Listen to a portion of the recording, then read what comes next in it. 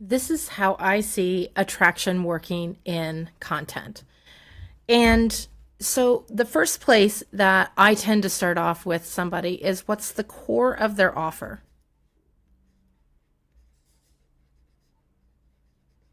right? So we have that. And oftentimes there's these offshoots. There's bits and pieces that might be lived wisdom, right? So we've lived it. There's parts that, just always were easy for us, easy. There we go. There's parts that are things that we've acquired, right? So we've studied, we've learned them. And there's parts that also live within us that just seem like they're needed, right? That it just made sense. So we have a variety of things that happen within us. And all of these can come from different centers in your human design. So, for example, for me in the lived it, this would be the heart center. That's something that I did not have. It's undefined in me, so it's undefined in my human design terms. So it's undefined, and I've had to live it, work with it. Just be with it. Something that's always seemed to have just been easy for me is creativity in numerous ways. That creativity has just been super easy for me. It's always been there since I was young. It's always been nurtured in me. Some things like we've acquired, and whether they, and by the way, so this is from the solar plexus. At least that you can find creativity in a few places, but for me, it is in the solar plexus. Let's see if we can write that correctly. Solar plexus. And mine is defined. And there are things that people have that are, are acquired, meaning, you learn them. And so for me, this is a lot to do with for me, it's the throat center. And mine is defined. However, I've needed to work on it. It has some hiccups in how the energy flows to my throat center. It's not so smooth, let's just say. And the thing is, the throat center is all about communication. And things, visuals. Easy for me to do. Words. That has been more frustrating for me. It's something though that I have acquired. I have worked on this and, transforming this into, I'm there, Same thing with actions. Actions are pretty easy for me for the most part. Like I can deal with, that nonverbal, non-visual communications through our actions. So even within here, the one that I've really acquired is the thing with the words. And mostly I have done that through a variety of things throughout my whole life, but where I feel like I have really acquired my knowledge here is from writing content on LinkedIn. And that has been the funnel or the process, the method that I've used repeatedly to help me with that and getting that to a check mark. It's really helped me. There's been a bunch of other things in the background that have helped me with this, but that's what I'm going to say is on mine. And then, there's things that sometimes we have that we just need to have to make sure that it's included. And, these could also, there's so many different things that this could be. So there's things that I can tap into, like I think it's needed in the program, is stuff from my spleen. And mine is defined. But it also has a lot of, I have a lot of acquired stuff in there. So I think of nervous system work. I think that's important to have in pretty much any kind of program. I think also things that come from the ajna, which I also have as defined. And because I think of the steps, actions to take.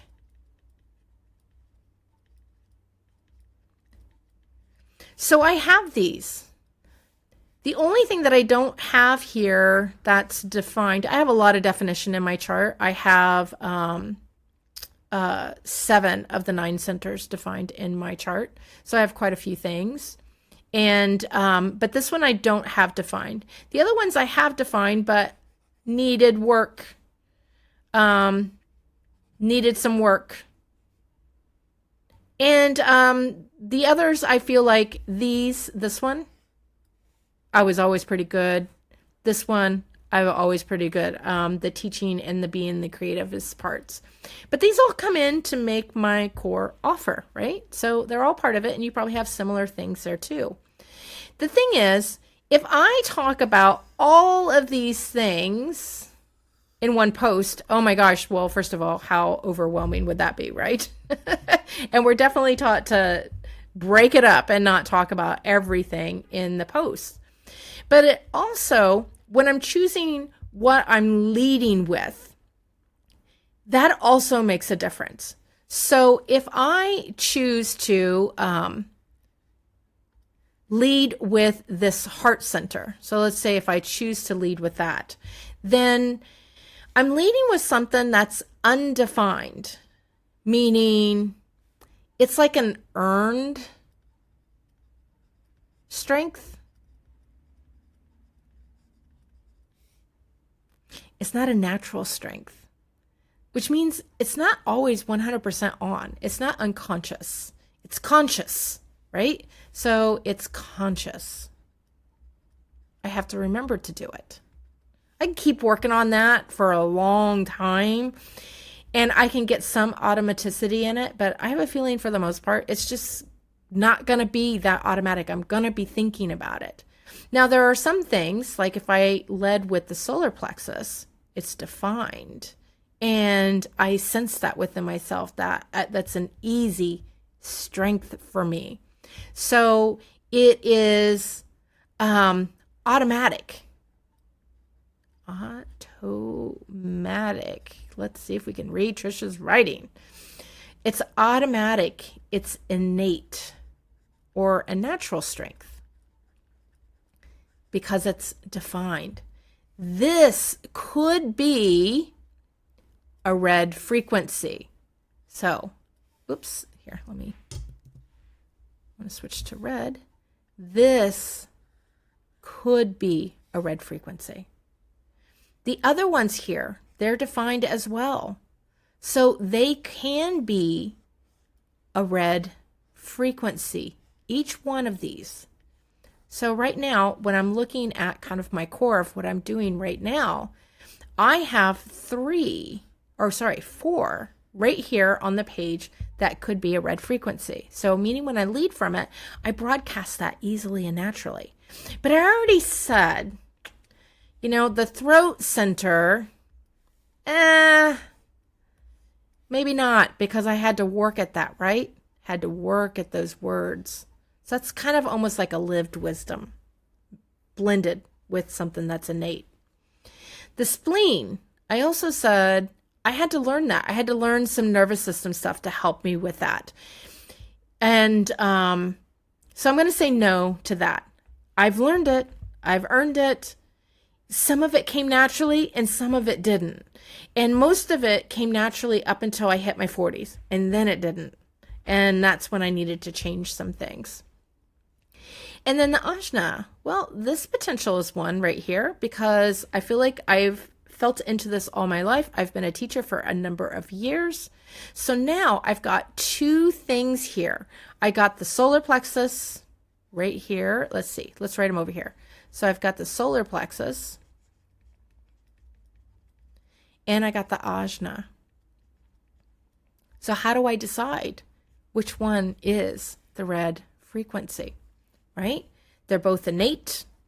I feel like I have them. So now what's the next step? This is my strengths. These are things that come out in my offer. They're both potent on there. So, but which one has the upper hand? Which one leads? Well, this is when now I start looking at what my offer is. And what is my offer about? Is it about making something logical, sequential? Is it about doing that, like reconceptualizing something, which would be the ajna? Or is it about the solar plexus, which is not just creativity, but think of emotional intelligence. What I think about the center, I think about, when you have the center, it's the polished movie. When you're not in the center, it feels like, it's undefined for you. It's like reading the movie script and there's no music and there's no beautiful set production, no wonderful costumes. You don't even have the different actors. You only hear your own voice reading the script. So when it's undefined, you just get the movie script, white piece of paper with some black ink on it. And when you have it defined, it's the finished, polished, high production movie that is so exciting to go and see in the theater, maybe even in 3D. And so that's kind of the difference between that. So what am I trying to do here with my ideal client offer report? That's my core offer right now. What am I trying to do? Bring aliveness to people's content. Yeah, I'm going to have the step-by-step. That's an important part, the actions to take. But my lead is aliven your content. Bring it to life, awaken it, let it be felt, let other people find it in their unconscious before their consciousness registers it. It forms a deeper connection. And so it's really quite a no-brainer for me that it's the solar plexus. That's what I lead with.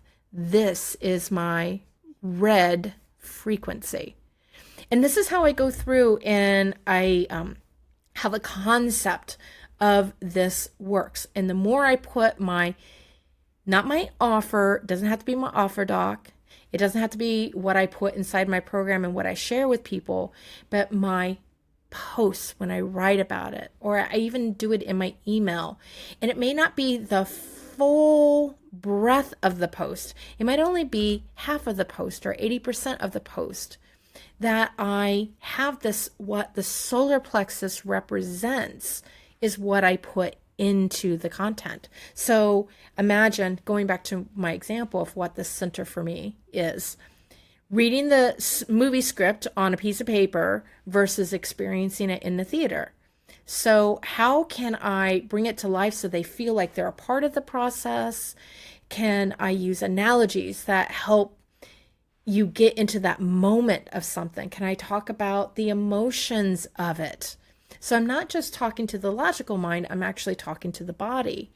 And I could be explaining how this emotion works, or I could let people feel the emotions. So I can talk about the emotions, or I could just let the emotions be there. And that is what I started doing with my content starting. It's been almost a year ago now. And I was haphazard all over the place because I didn't have this whole thing figured out. And I will tell you, the thing that really helped me cement exactly how I do content that works was I met Jamie L. Palmer, and she already had this system working with the centers, which is similar to what I have presented here, but in a slightly different way because she has her way based off her research.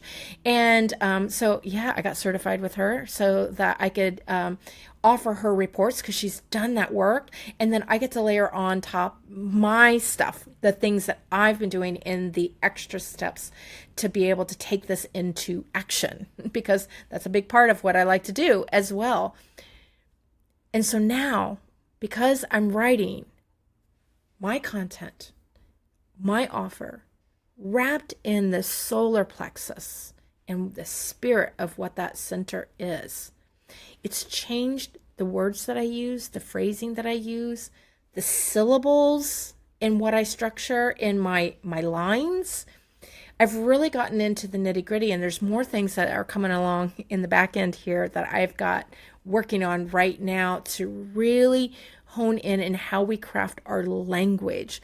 Because it's not just simply that you drill it down into the essence. It is the words that we use and how we talk about things.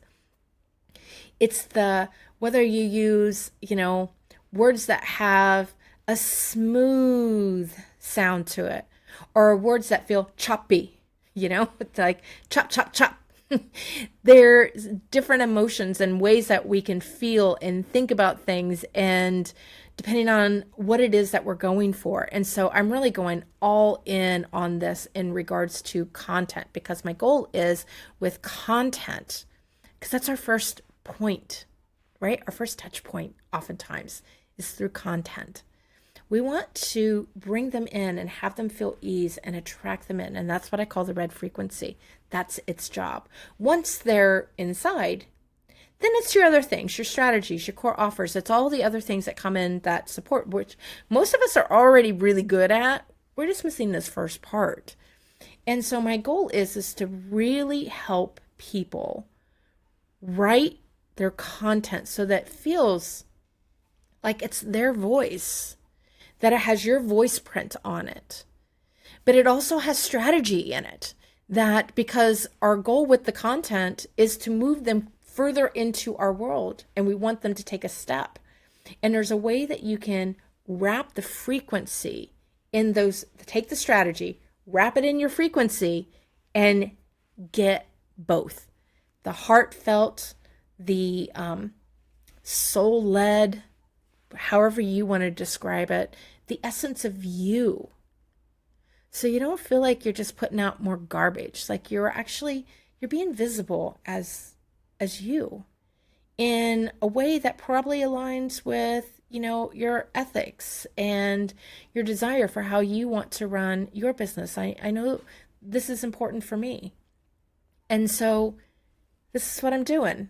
And, if you want a taste of it, I've got an easy thing that you can do without even human design. It's called Awaken Your Content, or, reach out if you want to get one of these reports.